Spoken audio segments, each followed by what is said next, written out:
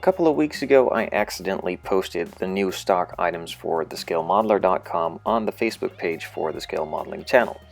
Now that was not supposed to be there, but it gained some interest from you guys, and I also noticed that a lot of you guys were actually interested in seeing me build this Camaro. So I figured, well, why not? A couple of people asked for it. I find the kit pretty interesting and I love the design of the car, and I wanted to tackle an AMT kit as I've never really done that before. I have heard horror stories, but I want to see what I can do with it, especially since it's a new tool. So firstly, go through the box a quick bit and then move on to a bit more detail.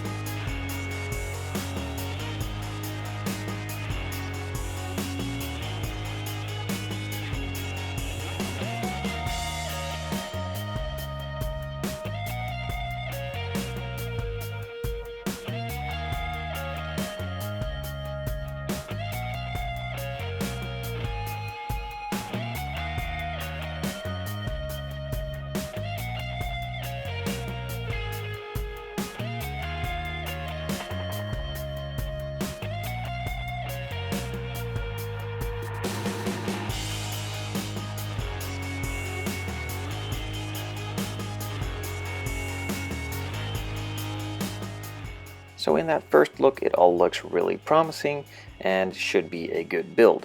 But knowing AMT, they are not that great. The parts look good, but the fit is not all that it is supposed to be. Now going over the detail on this interior, the center console looks really nice. Also, the rear area looks really good, but the detail in the back seats is a bit lacking, so a bit of panel scribing it will be to detail that up a bit and make it a bit more lively. Now on the other hand, the dashboard is super nicely detailed, has a lot of buttons, all the vents are there, and it even has the head-up display built in, which is pretty cool. The front seats have the same pattern as the rear seats do, although they are a lot more visible. Very crisp, very nicely done, and also easy to be seen. A bit of scribing and it can be all fixed, and a bit of masking and it can be made look into a nice 2- or 3-tone interior. And the same goes for the door panels. All the details are there, it looks really nice, and with a bit of attention and time it can be made into a very convincing piece. So the front seats are a 2-part piece, you just snap them together, fill in the seam, and it looks as good as it should. Now, just like the interior, the chassis and engine components look very realistic. Everything is there, nicely detailed, and with a bit of time and attention, it can be made very convincing.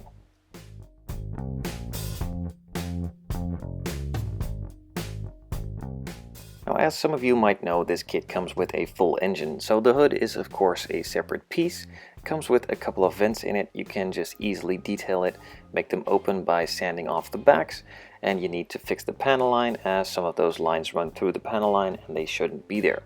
The rear spoiler and side mirrors are of course a separate piece and can be put into place very easily with the locating pins.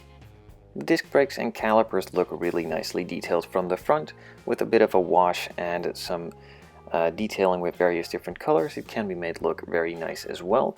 The rear is pretty much non-existent and needs to be filled in order to look correct. I will not be using these in the build. I will be replacing them with a bit more detailed parts, but you will see that later on. Now, as I mentioned before, just like the interior, the chassis components are nicely detailed, and so is the engine. It has a couple of parts, can easily be glued together. With a bit of weathering, it looks really cool. There are a couple of more parts and pieces on the other sprues for some more engine bay detailing.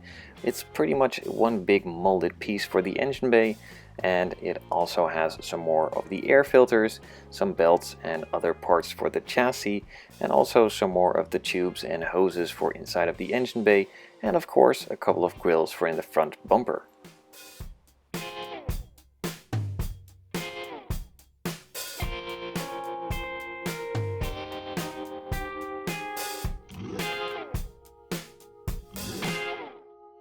And on the next sprue there are some more body components and also the first typical AMT part.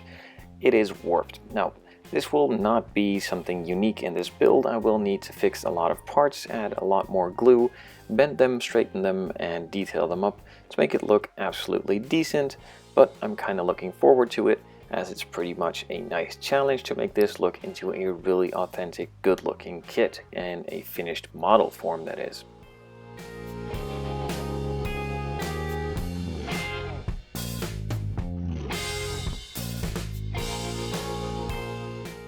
Now normally when I would look at a Revell kit, these would be the parts that were absolutely wrong.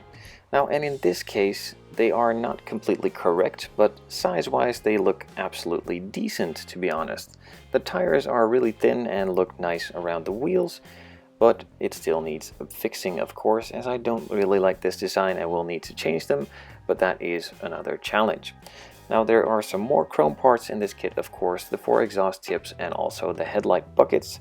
They are nicely detailed, and with a bit of paint, just like all the other parts, it can be made really convincing. So as mentioned, the tires look pretty decent. They are a bit thin, but around the wheels they look the right size, in the wheel well, and really sporty. Now on a positive note for this kit, if you are a beginner, the clear parts are already pre-painted. Now they are not perfectly done, but what do you expect from a kit in this price range? It is pretty good, and with a bit more attention it can be made pretty great. Now some other clear parts are also nicely molded, not really that much to fix on them. They are very clear, so with a bit of paint and detail, look very nice.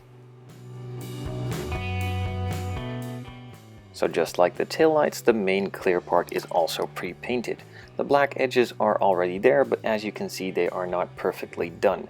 This part does also not really fit entirely well into the body, so it needs a bit of chopping up and gluing them pieces in separately, and it also needs a bit more fixing as the black paint is still a bit see-through, but it also looks very nice, and just a small amount of detailing and adding to it and it can be made look really good, just like the rest of the kit. And moving on to one of the final and biggest pieces of the kit, and that is of course the body. It is molded in one piece. The front, rear and side bumper and skirts are already molded in, so no gluing or screwing up there, just a bit of panel line scribing, some sanding, and it's pretty much good to go.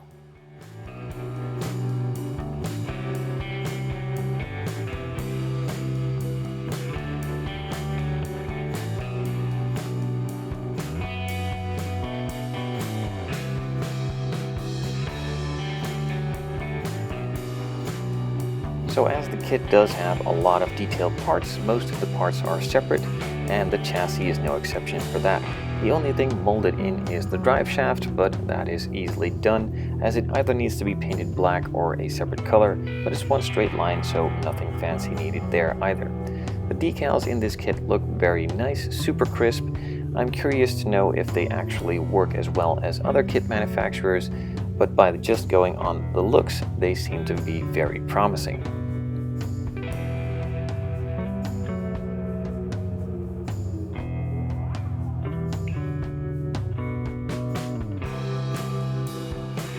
And the last thing left over in the box are the instructions.